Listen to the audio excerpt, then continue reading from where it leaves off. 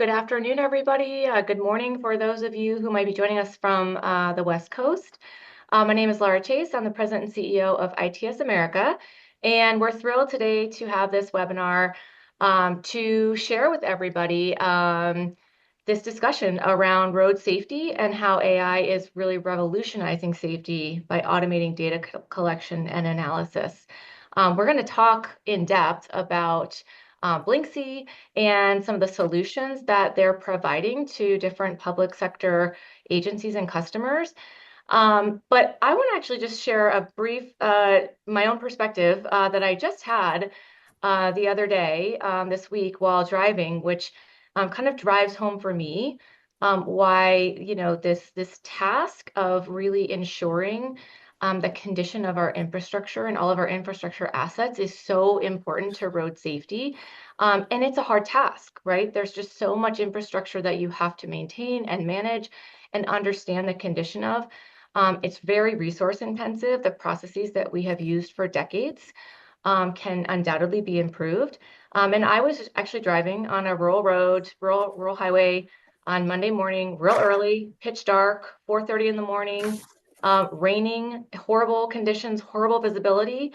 And I have to say, the raised pavement markers that, thank you, Maryland DOT, were in that interstate, really were the difference for me from arriving safely and taking that journey safely and not. And it was just made very apparent to me in that one journey what a hard task this is for agencies and how we can bring innovative solutions to bear to really have a direct line to safety. So with that, I'm very excited for the conversation today.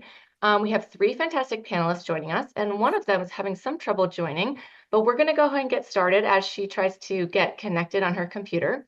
So I'm going to start by introducing Mark Pittman, who is the founder of Blyncsy. Mark is passionate about improving the world through technology and innovation, as you will hear today. Prior to his current role as the founder of Blyncsy, he worked in areas diverse as political campaigns, law firms, startups, and even a Fortune 500 company. Recently, he was a consultant for the Wireless Advanced Vehicle Electrification and was the lead student director of the Lassonde New Ventures Development Program at the Pierre Lassonde Entrepreneur Institute at the University of Utah.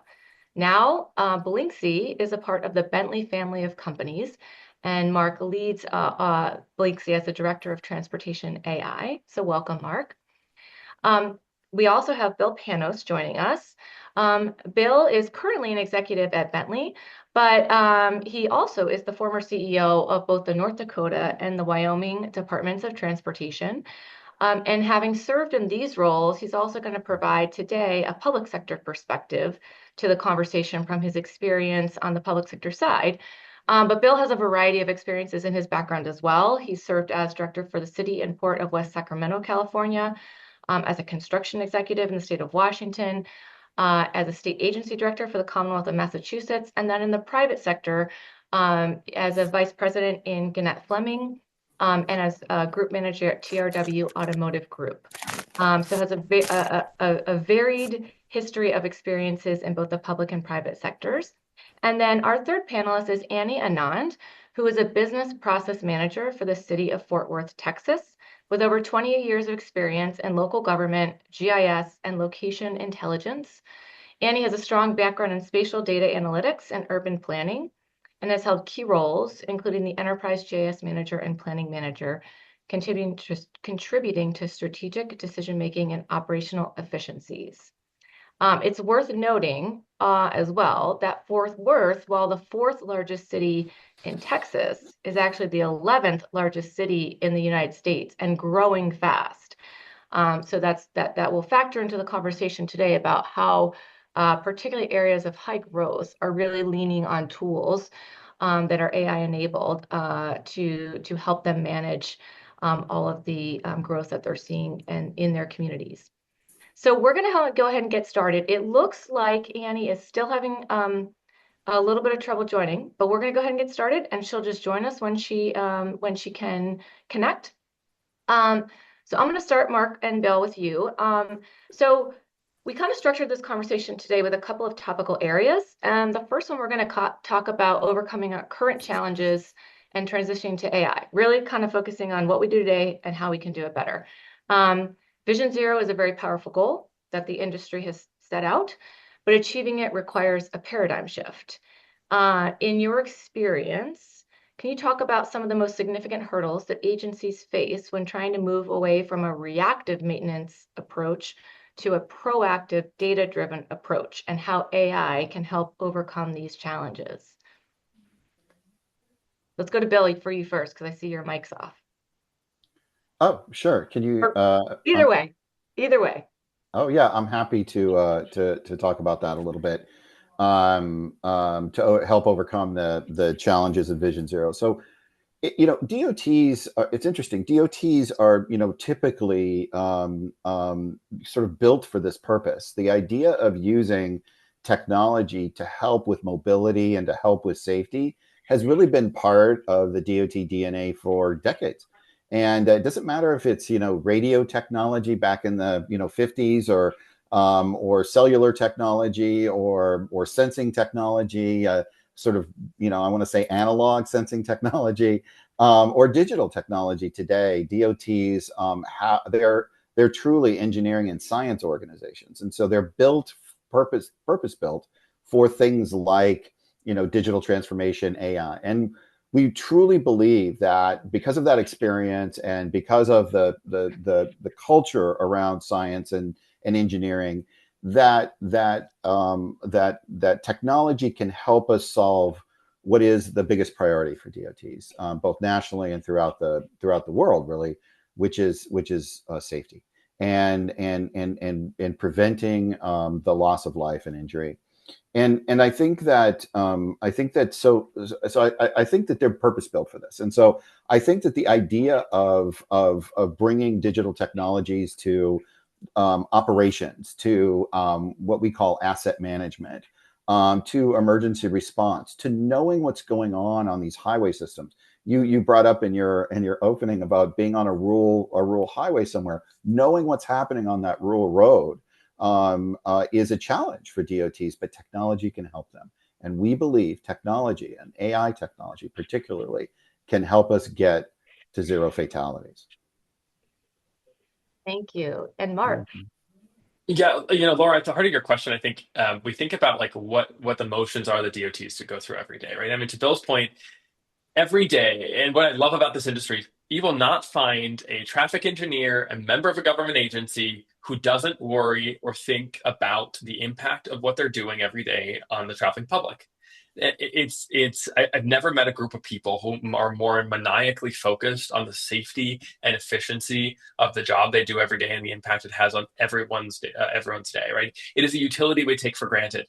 It is the most expensive asset the government owns, is the physical infrastructure we've built across this country. And ultimately, what we're trying to do is maintain it. And so you kind of ask, what the paradigm shift entails. Ultimately, for me, it's, the same problem that many of us fall into. There's so much to do in a day. Our roadways are being worn down more than ever for a bunch of reasons, right? Our cars are heavier than they used to be. They're larger than they used to be. We drive more than we ever have. The temperatures are more extreme. The weather is more extreme than it ever has been. So we're beating the crap out of our infrastructure, is the easiest way to say it. We have fewer dollars to maintain it than ever before and fewer humans to do it. So at the end of the day, it's not a function of focus. It's a function of resources and time. And what we want to do is identify ways that technology can help optimize that utilization. I think oftentimes about kind of Maslow's hierarchy of needs, right? And we got to think about that from an infrastructure perspective. How do we have the base needs met, right? The pavement has to be in good enough condition for you to drive on it. The guardrail's got to be maintained, and then we kind of improve from there. And we introduce things like overhead lighting and dynamic messaging boards, and we continue to move up that hierarchy of needs, if you will, of the transportation network. And AI plays a really important role. For me, the important role that it plays is it helps the human identify where to spend their time. We are really well equipped at solving problems. AI cannot solve problems. AI can help you find the problems. And I think that's the real paradigm shift that we're experiencing today, is to move from a manual to an automated way of thinking through what problems we need to tackle. Great. That's a great framing for this. And Bill, I want to go back to you. Mark mentioned obviously, right, resource constraints and being able to pinpoint where to spend our time more effectively, and how those, relate to the priorities of the DOT. But how can state DOTs balance this need for innovation with their existing infrastructure and budgetary constraints, right? Like, where are those nexuses, right? Where some of these tools can actually help within that balance. Yeah. So let's talk about the balance for a second. I think it's embedding them in the what we'll call the normal operation, the normal decision making process, the normal budgeting process, policy making process, the capital development process, the design process, the operating process. Those normal processes that the DOTs are managing on a day-to-day basis to make it part of that. And so when we talk about, let's say, budget, for example, it really does involve the state legislature in a lot of respects, because the state legislatures are helping to fund the departments of transportation and their capital programs and their operating programs, along with the federal USDOT.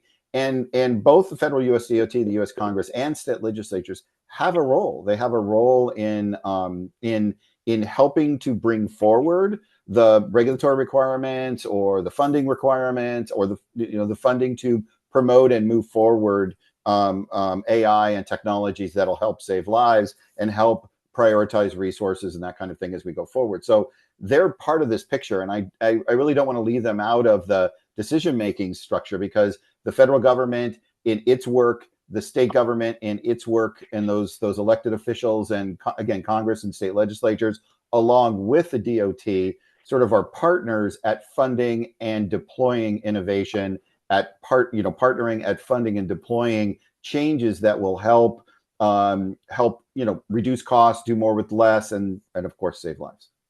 So I noticed you said to normalize it. And so I'm just going to pull on that because last week we had a policy summit and you gave some really, I think, impactful takeaways from the summit. And one of the things you mentioned was we really need to normalize technology in this space of being transportation, right? And I think that ties to what you were just talking about, right? Normalizing that it's a part of all of these different processes that state DOTs do every day, and the partners that they work with in the legislature and others, to normalize the use of technology to not only improve functions, but obviously improve safety, which is what we all care most about. Yeah. Annie, I think I see you on the phone. Just want to test and see if you can hear us. I sure can. Can you hear me? We can. So I'm so glad that you could get connected, and we're sorry that we can't see you, but that's okay. We're happy to hear from you. We just began the conversation, Annie, and I wanted to just get your thoughts, from the city level. We were just talking about some of the, use cases and benefits of using AI and automated data collection. From your perspective, what are some pressing road safety challenges where you think AI can really help address them, and be integrated into a city's operations? Yeah, thank you for that question, and my apologies for the mishap here. But with regards to Fort Worth in particular, it's spread across approximately 347 square miles, and it's a large area with really high growth rates. So currently, looking at it from a data management perspective, how quickly can we add data? How quickly can we share data information with all our TPW data users? Because we're, again, a data-driven agency. And so, for a small team to manage 8.5K of pavement lanes, about 150,000 signs, 68,000 streetlights, everybody needs information at their fingertips. How quickly can we get this data in the hands of the decision maker is the challenge for a large city like ours. And so that's where I do believe that there is scope for AI to help, staff members like ours. Absolutely. And thank you for giving some of the kind of scope of the, range of assets that you're dealing with in Fort Worth. I do want to go to Annie with this question around, how are you as a city and other cities engaging with communities to communicate these benefits of related to, AI tools used for road safety, and address any concerns. And have you guys as a city already engaged in these types of conversations? Yeah, great point. And just let me extend the same topic there and be able to answer your question as well.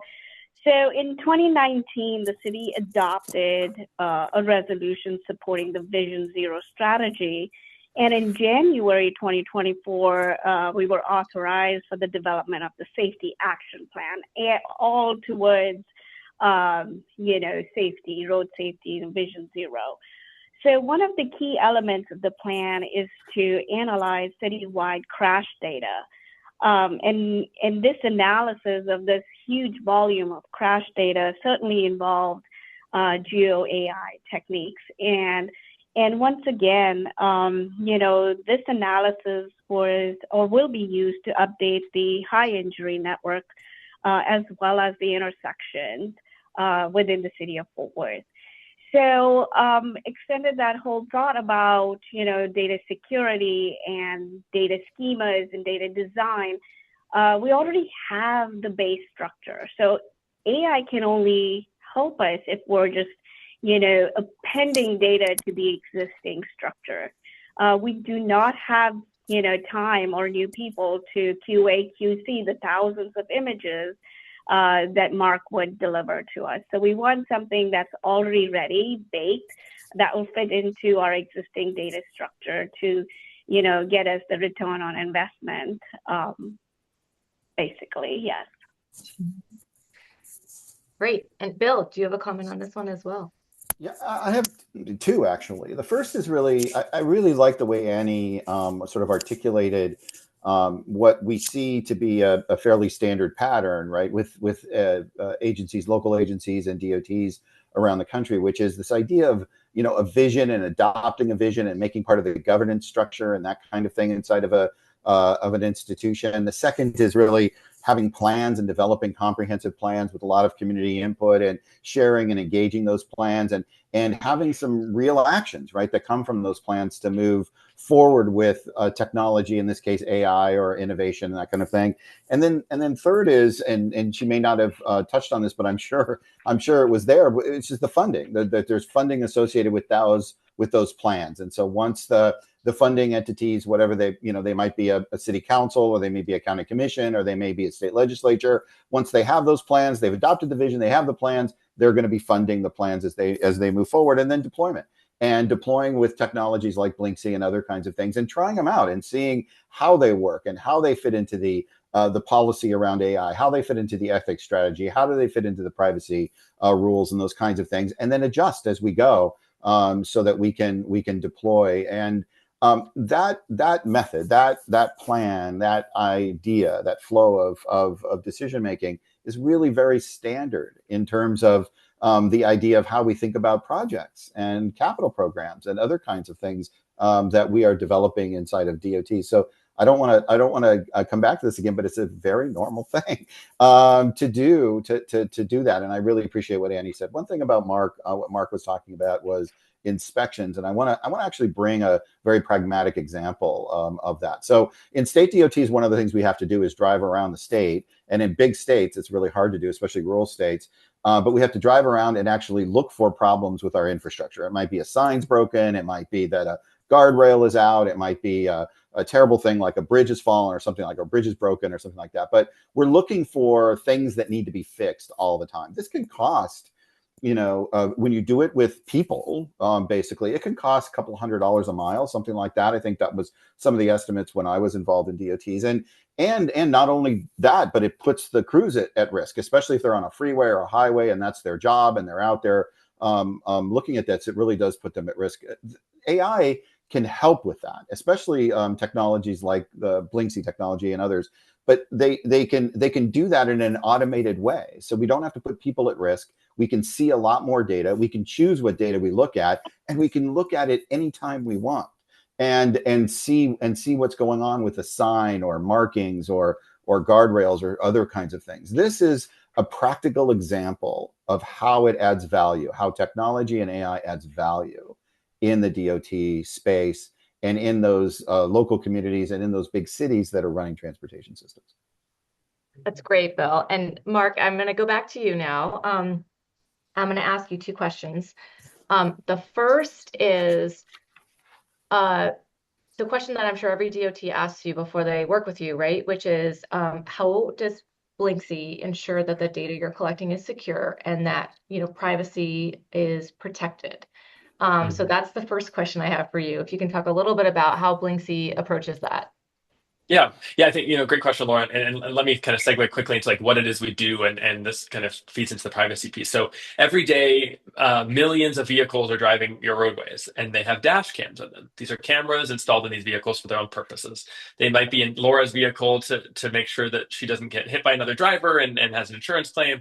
They might be in a commercial vehicle, that delivery driver that shows up at your front door all the time, monitoring the driver's safety and other variables. We endeavor to use that technology, that the humble dash cam, to connect those insights back to our technology. So we collect dash cam imagery from vehicles on the road in Fort Worth and others.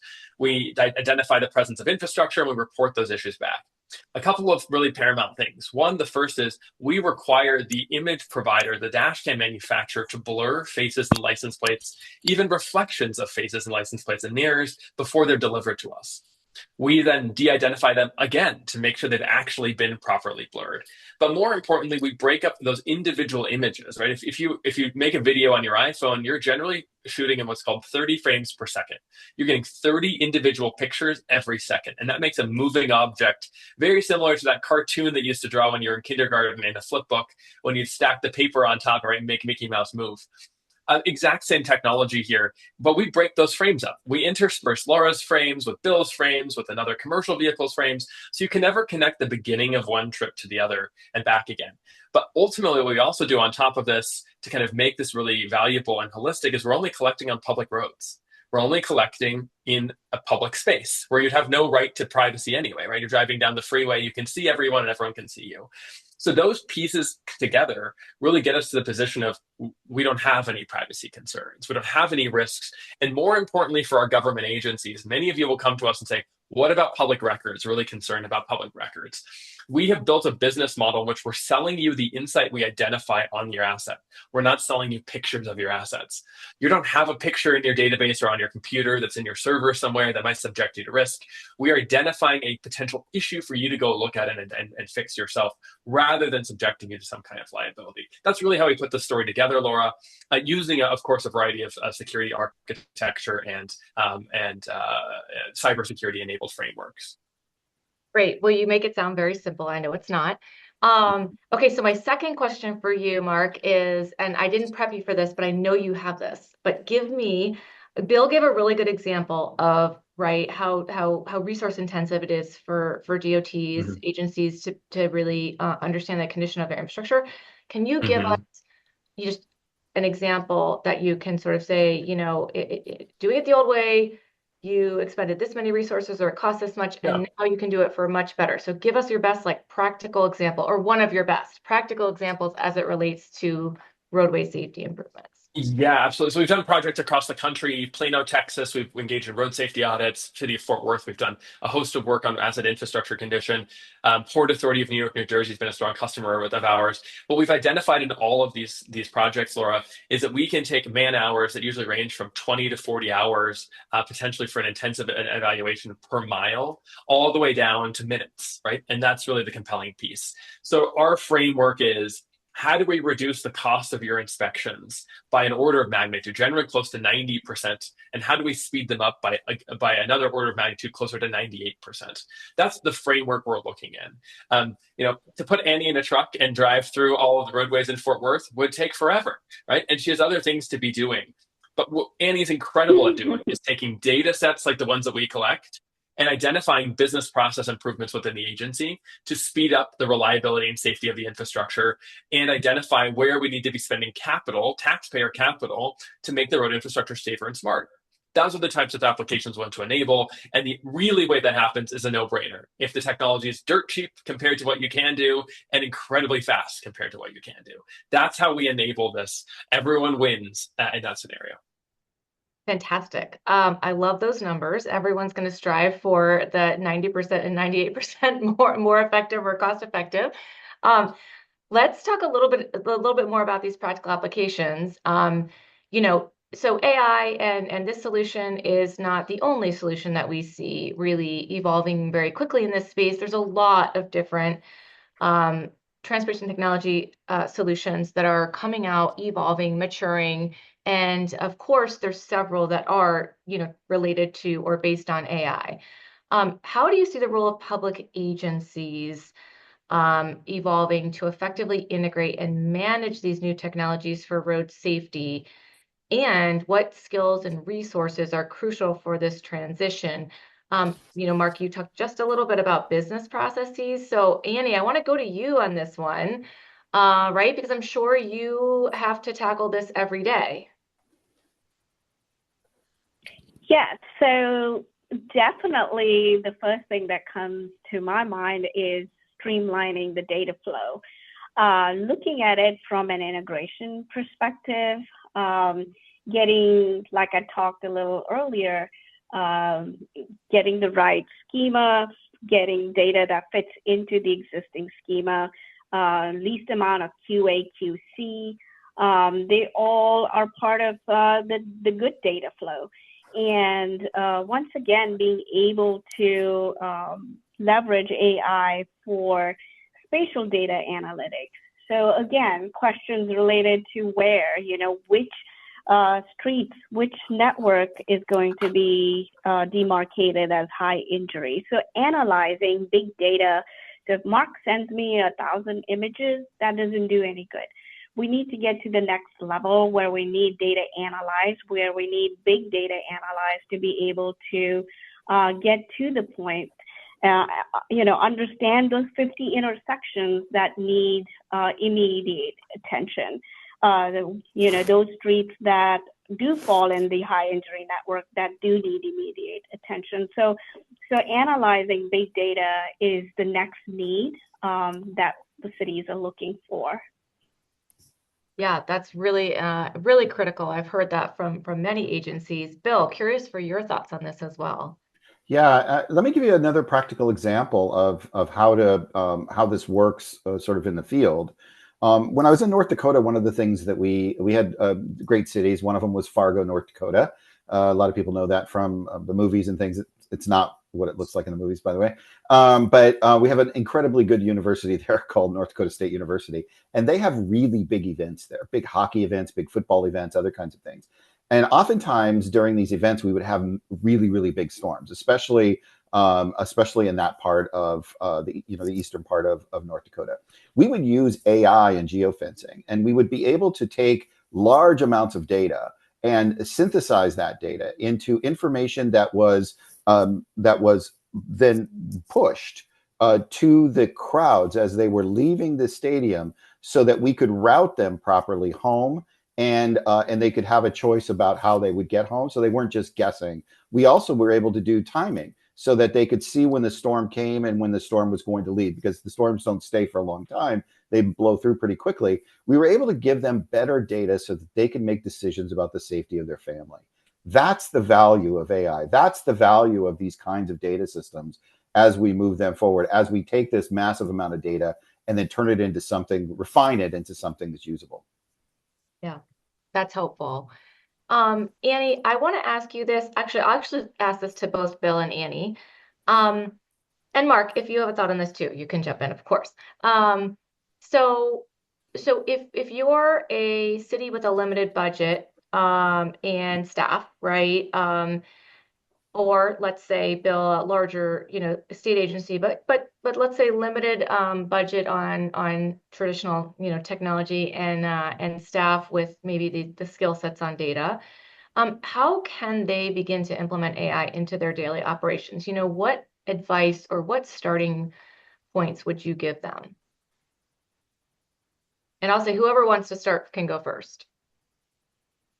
Annie, Sure. did you? Yeah. I can just, Sure. yeah, Bill, if it's okay. I'll go first. So, speaking of, City of Fort Worth, we're growing at a really high rate. And to keep up with these assets, as we are the department that manages asset data as well, it's really hard to keep up with the plats and the plans coming in and the rate at which the plats come in. So like I said before, everybody needs data in the system the minute the plats are approved. And that's simply not possible, humanly not possible. And so what I would really love is something, the plat gets approved, the data gets approved, and the data is in our system the next day. So there are some AI tools that we could leverage to, glean through the plats and get the data into our system right away would be something where we can really speed up our data entry process and make data available to the people who are working in the respective areas against those data, those operational teams that need to work on, getting the inlet installed or getting a storm inlet cleaned up or a sign ready to go. And so for us at the city level, that is something that will really speed up processes on our end. So, Laura, the way I would answer it is, and I was just making myself some notes about it while Annie was talking, and I agree with everything that she had said as well, and is really just to start and really to look for that entry point for value.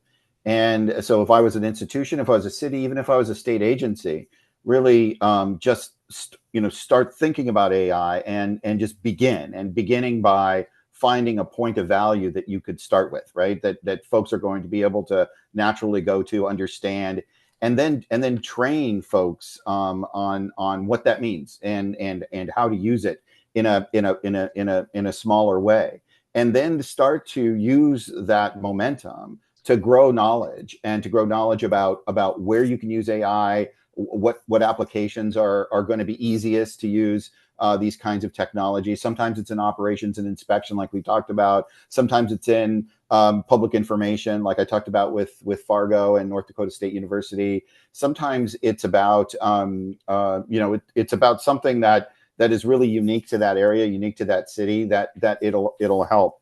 And then what I'd say is starting, training people, finding value, and deploy a pilot. And probably the most important thing is, if you don't know like where to start or how to do that, is get a partner from the private sector or from another public agency that can come in and can help walk you through that process. And also walk not just your operating system, your institution, your people, your colleagues inside of that institution, but walk your governing environment through that too, your legislature and the folks that are funding the programs, so that you can eventually keep that momentum going once you get started. I think those are really important practical things to do in this space and with deploying sort of any innovation really, but in particular AI. Laura, maybe I can just add to this quickly. Two thoughts. One is the majority of from a numbers perspective, if you look at the number of cities that we have as customers, the majority of them are not Fort Worth, to be honest. The majority of them are very small cities who don't have resources. They benefit more than anyone else from these AI tools. And I would say to you, what they look for is something off the shelf. They're looking for something that solves a problem. They're not looking for a chat GPT that can solve a problem if you dictate it. They want something that has been built to solve a problem. And over again, my experience in startups in the infrastructure space over the last decade has been, you go to an agency and they say, where's a case study of what your technology has been used for with another city? The reason they're asking for that is not to vet if your technology is real. They want to know what problem you're solving for that other community and why. And I think ultimately what I'm hearing a lot from Annie is, at the end of the day, they're trying to solve a specific problem. And Annie's talked a lot about the different data sets they're bringing together, but all of this is almost always being brought together in a GIS format, right? The identifying the location of the lots in these new plats that are coming online, understanding the infrastructure in front of it, then overlaying the condition data on top of that, then overlaying the crash data on top of that to understand the dynamic factors. Our transportation system is like an onion. You got to peel it back, and it's going to make you cry a little bit, right? That's a really important part of the elements here. Ah, that's a new analogy for us, Mark. I'll have to see how I can use that one. But all very valid comments. So I do want to mention to everybody that please put your questions in the Q&A box because we are going to do Q&A. Some have already come in. And I actually might take actually, Mark, I might ask you one right now that came in that is really related to the Blinksy solution, but we are going to take questions in a little bit. But Mark, here's a question that came in I want to ask you, which is how often is the dash cam data processed? And then for work zone information that needs to be updated near real time, how does Blinksy address this? Yeah, it's a great question, Laura. So, we're really big proponents and supporters of things like the Work Zone Data Exchange, the North Central Texas Council of Governments, the region in which Annie and Fort Worth sit, are big supporters of this as well. What we love about this initiative is the idea is to identify work zones, see what's changing, and report those in near real time. Dash cams play a really important role because why? We see the roadway infrastructure from the perspective of a driver driving through that work zone. We can identify the presence of a barrel or other lane closures, which lane is open and which lane is closed, and do that in near real time. Now, of course, there are variables here that factor into how often your vehicles are driving through. If you take your road from 5 lanes down to 1 during construction, we have 1/5 of the capacity we had before to see that road infrastructure. But generally speaking, high volume, high speed roadways, highways, and freeways in particular are being inspected every few minutes as vehicles drive through them. That, of course, reduces in nighttime environments and in far more removed rural environments. But the closer you are to a metropolitan area with a high volume, high speed roadway, you're getting imagery in near real time. Of course, the flip side on the city side is this correlates to your AADT pretty closely, right? You're looking at the volume of travel on your road. And so if you're in Fort Worth, for example, the arterials there are getting covered all of the time, right? Your neighborhood environments and residential environments less so. And part of that's a privacy consideration. We want to make sure that we're not collecting video from in front of someone's front door over and over and over again because the vehicle's parked there at the curb and just continuously filming, you going about your business without you knowing it. So there's a variety of ways to think about this, Laura, but work zones are an incredibly important area for this. We have a lot of fatalities in our work zones. It is a very cumbersome process in all areas of government. Work zones are really a tremendous part of the equation here for dash cam images to provide safety and insights. Great, thank you. We're going to do one last round of questions on sort of future facing, looking ahead, and then we're going to get to the audience Q&A.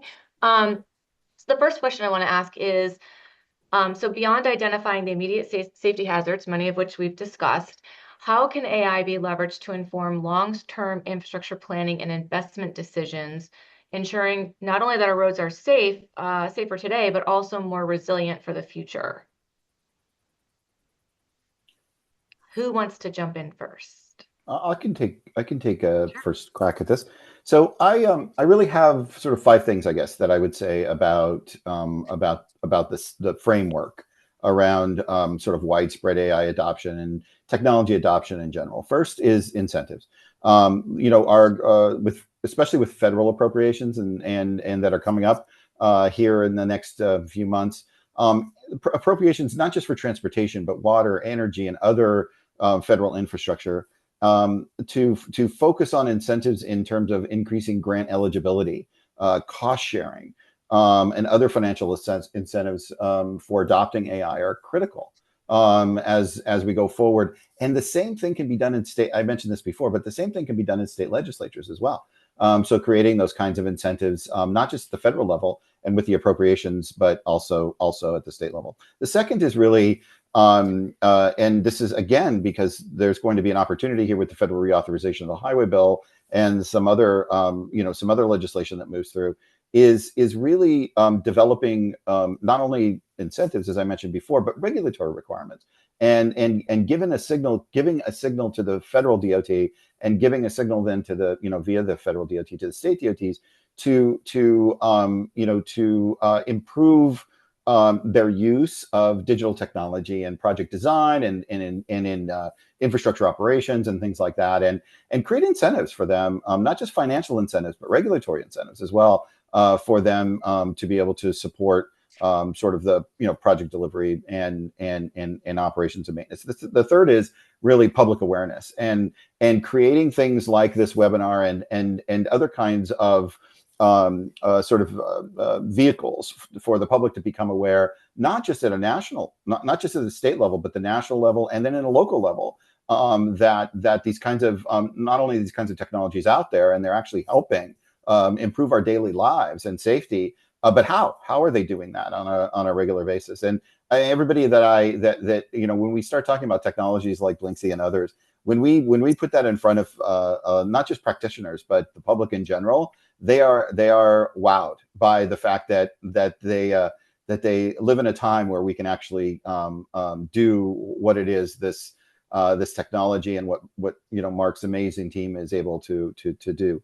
The last is really regulatory support and simplifying regulations so that it allows for new technologies to be adopted and to be accepted and funded and that kind of thing in the financing scheme that's out there. And really the last is funding research and development. A lot of what TRB does and a lot of what ITS America and its members do is look, and some of the agencies as well, is look to doing AI and technology research and development so that we stay ahead and we're ready for the next 5 years and the next 10 years. Great. Yes. Very comprehensive. Let's talk for just a minute about AVs and how they relate to this conversation. So, we're continuing to see autonomous vehicles being deployed in cities across the country. And as we all know, these require high definition road data for safe operations. How do you see AI-driven road monitoring playing a role in preparing our infrastructure for this future? And what do we need to be thinking about now or taking steps on now to be ready for that future, which is today? So maybe Annie and Mark, if you have some comments on this. Yeah, sure. Yes, Laura, you brought up a very vital point, which is a big point of discussion as we work towards it. Our pavement markings are up to date. And so for a large city like ours, we did leverage Blyncsy to collect our pavement markings, and the rate at which we got our data was just fascinating. So our operations team who manage our pavement markings, they loved it. They want to go back every 6 months and get their pavement markings updated. So looking at autonomous vehicles, we're ready when it comes to our pavement markings, and then also planning for some newer areas, finding those data gaps of, some missing information, missing data, also missing features. So AI definitely is a good way for us to identify those. Laura, I'm always so happy to hear a happy customer, but Forth is such a good example for a couple of reasons. We talked about autonomous vehicles, but let's take a step back, because if you go and buy a new car off the assembly line today, or have in the last several years, your car is equipped with an ADAS system, a driver assistance system that might be doing lane assist or keeping distance with a vehicle ahead of it. It is seeing the roadway through 2 cameras, the same way you see the roadway through 2 eyes. Ultimately, all these autonomous vehicle movements are doing is looking to use cameras like they are in the back of your iPhone to augment what we do as humans with our eyes every day. And I think that's a really powerful thing. And this is why I think the Fort Worth example here for pavement markings is really crucial. We see the roadway the way a human does behind the wheel of the car, but also the way grandma does driving in her Buick. We want to make sure that we can see the roadway infrastructure from a human and an automated driver systems alike. I think, harking back to your earlier question, Laura, I think the other piece that's really critical here is think about this from an infrastructure perspective. I mentioned at the beginning, the single most valuable investment we've made in America is our public infrastructure. It's over $1 million a mile to repave a road these days, much less to rebuild it.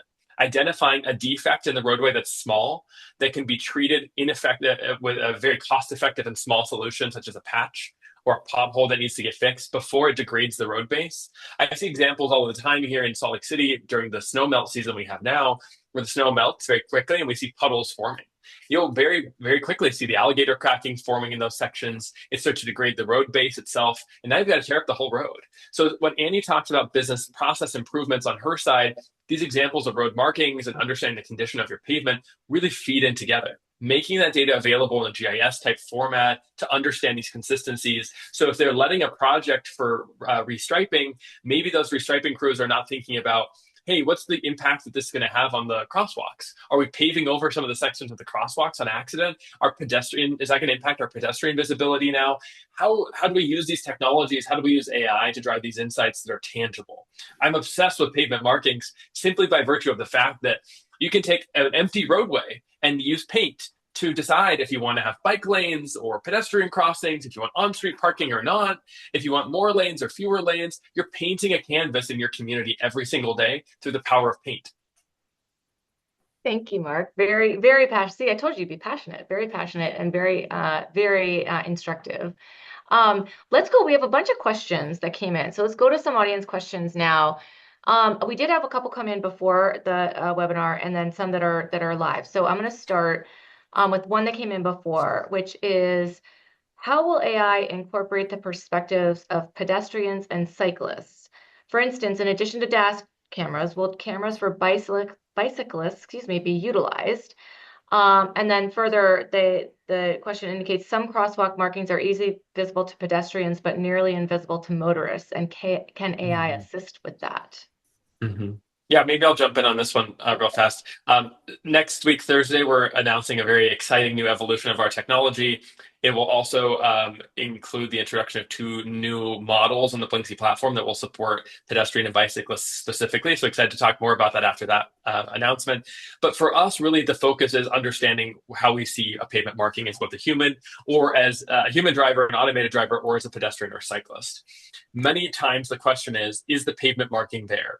And you might go to a crosswalk, and as a human, you might say, yeah, I can see the crosswalk. And might say to you, how much of the paint is still on the ground? And you might say, I don't know, 40%, 50%. And I would flip the question to you and say, is that enough for a vehicle to see it? If take a city like New York City, right, where you might have people parking right up close to the intersection. The crossbars in the middle of this crosswalk are completely worn away, but they're visible on the sides where the cars park and block the vehicle traffic. Is that a visible enough crosswalk, even though there's 50% of the paint still on the ground? These are the types of questions I think are really, really intelligent to ask, which is, how do we enhance safety? And when we think about communities like Fort Worth, we augment these data sets with other questions like, where are streetlights? Are streetlights out? If the pavement markings of the crosswalks aren't visible and the streetlight is out, now we have a pedestrian safety conflict issue. That's how we can use data and leverage existing data sets to drive insights to impact our business processes that impact our Vision Zero strategies. So, Mark, I feel like you may have just answered the next question, but I'm going to ask it anyway. And maybe I'll ask for, Bill and Annie to chime in on this, which is, how do you see AI-driven road safety solutions being integrated into existing Vision Zero action plans at the local and state level? So, Mark's answer gave you one idea, but do you have other ways that you can see these tools and solutions being integrated into these existing Vision Zero plans? Annie, you want to go first? Annie? Sure, I can take a stab at that. Looking at mainly the data collection from the emergency management perspective, analyzing real-time data from unsafe driving behaviors, correct? That's something that would lead towards safer streets and safer roadways. That's something where, I think there is potential for us to gather some information. Of course, trigger automated alerts from, sudden spikes in traffic engineering scenarios where there's some wrong traffic plans, lack of engineering on the construction side. That can be another way of gathering that information and fixing information on our end. And then generating reports. Everybody wants information in the end that is concise and clear. So once again, wealth of data, condensing it into simple, usable information, whether we collect it from IoTs or sensors or cameras. So all of that needs to be consolidated into one, making it useful. And those are some of my thoughts where we could leverage some AI techniques. Great. And Bill? Yeah, let me add just a little bit to it because I think Annie was exactly right, and I really appreciate both questions, by the way, it's one of the things that is very exciting about AI in particular, Blinksy in particular, is this idea of the future use, right, of these kinds of technologies, which we don't even know about yet. So when we develop Vision Zero plans, we have a vision about or an understanding about where the conditions are and where the drivers are around sort of injuries and crashes and fatalities and that kinds of thing, and certain things that we can do, but we can't see very far into the future. And what happens is that these kinds of platforms, when they're organized in open formats, when we can gather data as described by Annie and Mark in his example, when we can gather that data and then analyze that data and organize it in such a way as to be able to push it out to various platforms, let's say, or various decision makers. I think Annie brought that up earlier in the webinar. And some of the decision makers, by the way, aren't people like myself or DOT directors or an engineer or someone's in an operating center, an emergency transportation operation center, but it's a driver, or it's somebody on a bike, or it's somebody walking, and they need to make those decisions. These kinds of platforms, as we build them, then become available to those kinds of decision makers. And I think that's the future that we see. And a lot of that's going to be created by the people that come behind us, right? So the students that are, I mean, can you imagine, I'm just so passionate about this. Can you imagine if we were to take these kinds of really reliable, sort of normalized platforms and then give them to a group of students and say, hey, create other ways of using this data? Oh my goodness. We would get so many fantastic ideas that we never even thought of before. And this is now going to make that possible. And so that's why I'm too impassioned about it and excited about the next few years. And this isn't way out. This technology is available today. People are using it right now, and it's how they're going to use it in the future that is a very exciting thing. So I'm looking forward to it. I am too. I will say there's a lot of questions in the chat that Mark, we will make sure everyone will make sure to send these to the panelists. There's a lot of questions about Blinksy in particular and the solution and what it can and cannot do, which we'll make sure, Mark, that we get to you and get those answers for the panelists. Well, one last question I want to ask everybody is one person was asking if anyone can provide examples of cases in which AI is used in collection, but not the analysis of data of different types.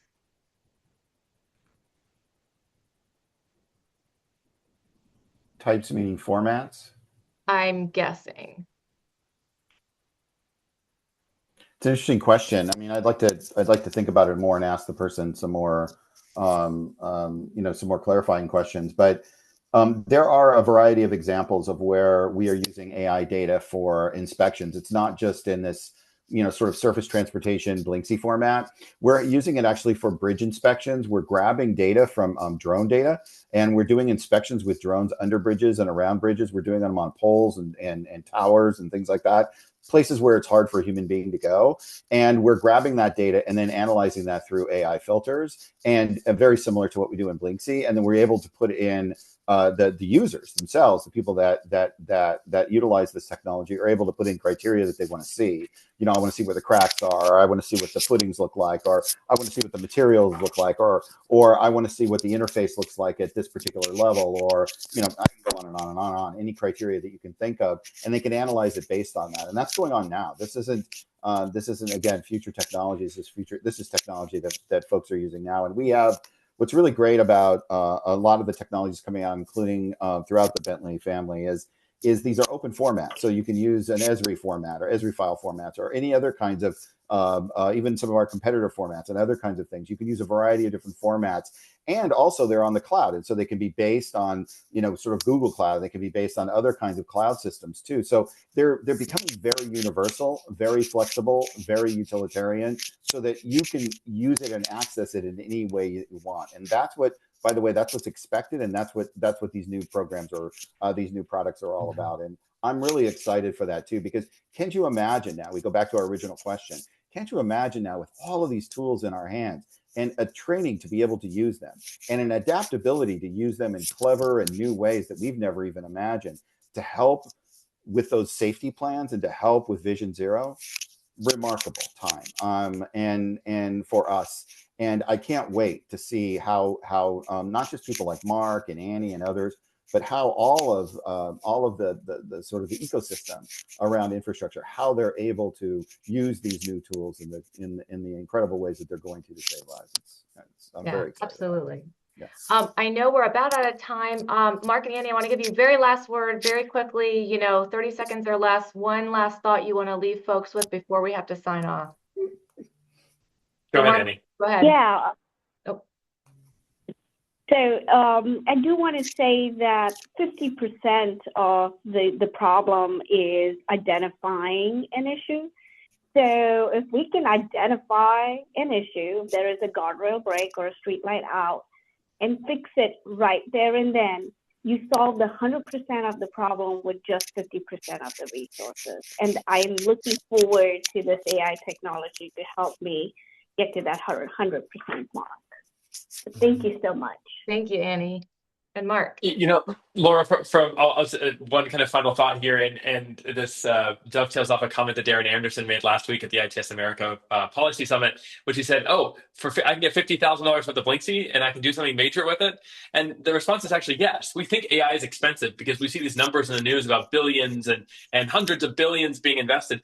The technology is very inexpensive. You might be surprised to hear what Fort Worth spent to inspect their city. You can get started with thousands of dollars, not tens of thousands or hundreds of thousands of dollars. It's practical, it's accessible, and to Bill's point, if you don't use it, if you don't try, if you don't learn it, you won't extract the benefits from it. So I really want to leave everyone with that message. There's a low price point here. There's an easy way to get started, and we really encourage everyone to find new ways to evolve and use exciting technology paths to do that with.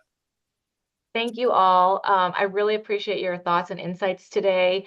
I appreciate everyone attending. There was a question in the chat about how public agencies can begin to develop their AI roadmaps. I just want to put a plug that ITS America last week released an AI implementation guide. We will follow up with the folks from the webinar whose questions need to still be answered. Appreciate you so much. And thank you to our panelists for your great advice, and even better, for the innovative thinking and solutions that you're bringing to our industry. Thank you all so much, and have a great rest of your day. Bye-bye.